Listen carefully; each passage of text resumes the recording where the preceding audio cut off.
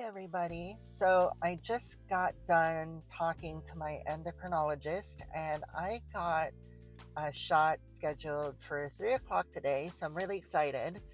It's a weekly shot, it's not like a bi-weekly shot. So it shouldn't be that bad in terms of like the mood swings. That's really like my biggest concern. But I also got Spiro for like testosterone blockers just because like it's just going to help more than hinder. So I guess they said like it's going to take about 15 to 20 minutes to fulfill the pharmacy order. And then after that, I have to do something until 3, which I have to like return here probably sooner because this is like a really busy like hospital that I'm in.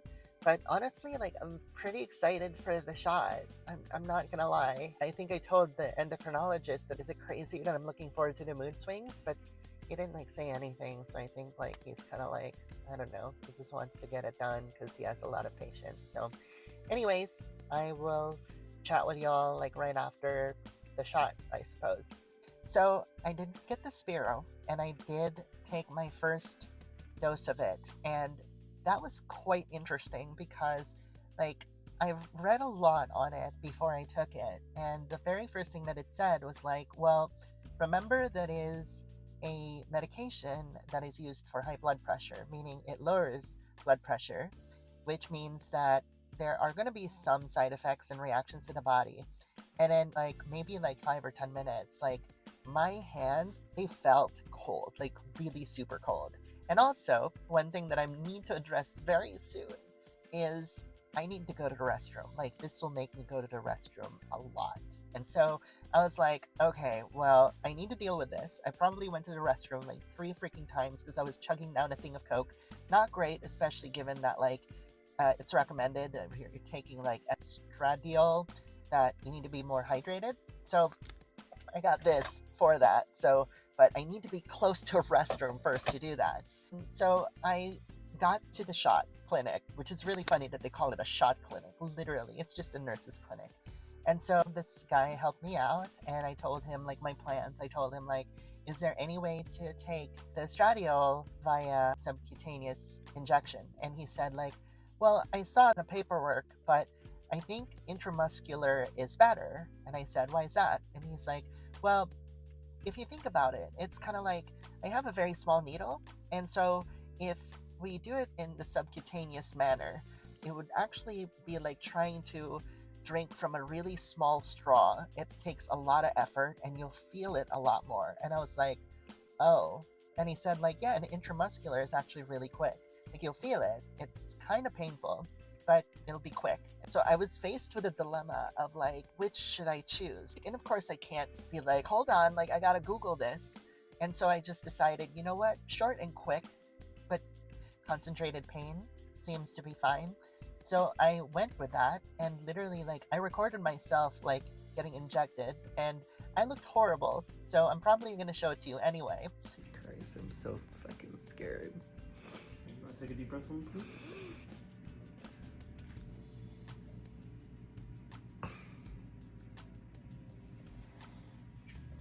That was quick.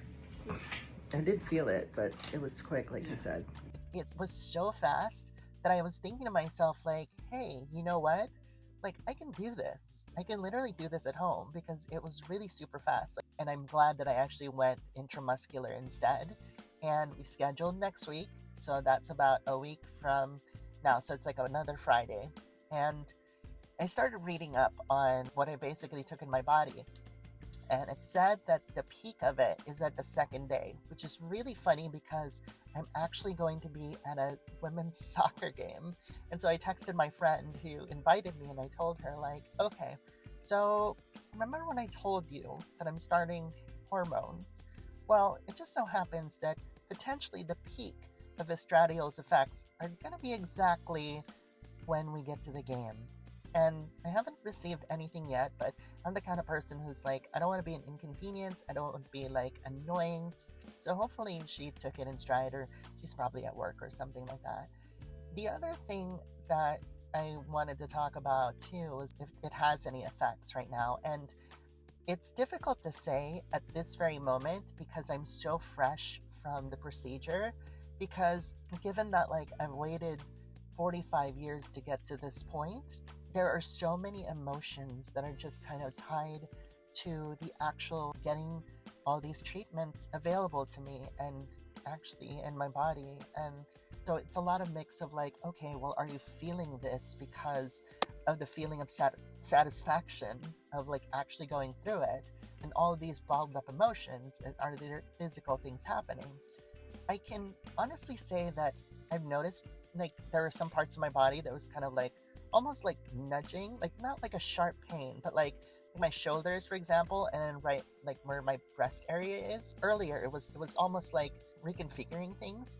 And I do want to say that like I'm hyper aware of my mood, so that way I'm not swinging wildly while I'm on this. That's my thing of like, okay, well, don't be too happy because your swing is going to be bigger because of it. And maybe that's like going to be a futile effort to try to manage my mood, but I want to try anyway. And as I said, I was kind of excited to try to deal with like the mood swings, just because I want to see if all of the things that I learned through therapy were actually applicable in this. And one of the other things that I read up on mood swings is like, well, exercise is going to help. And given that it's going to be a lot more difficult for me to lose weight and manage that weight, I'm probably going to have to go to the gym a lot more than than what I'm doing now, which is like about once a week or something like that. And I noticed that like, in terms of my thinking, that was like a lot of people said that like, oh, the way that you're thinking is going to change. And what's interesting, like as of right now, is that I feel like there was a lot of pressure as a male to be something or to do things. And right now it feels like weightless and effortless. And I know like once I take on responsibility, it's going to change. But as of right now, it feels light and it feels really good. And again, I'm not going to say if that's like because of my feelings finally going through this or the actual estradiol itself. But I think right now, like I noticed that my alertness isn't exactly as high as it was before, like as alert. But that's not necessarily a bad thing, because I do feel like my other senses are kind of like meeting up where where that alertness kind of slightly kind of dropped. I know this sounds like I'm making this up, but I really thought about this like before, sitting down here to record this. So anyways, I'm probably just babbling and stuff, and hopefully you're liking the new microphone. Like, I think I sound really good. I do want to work on my voice, so that's something that I'm trying to consciously like put time with. And finally, I just want to say like, I don't know if people are going to be watching this video or much later, like years later, but I just want to thank you for being here. And the reason why I say that is because there's going to be a day when my transition will be something that I just have to do, and the luster of it might lose itself.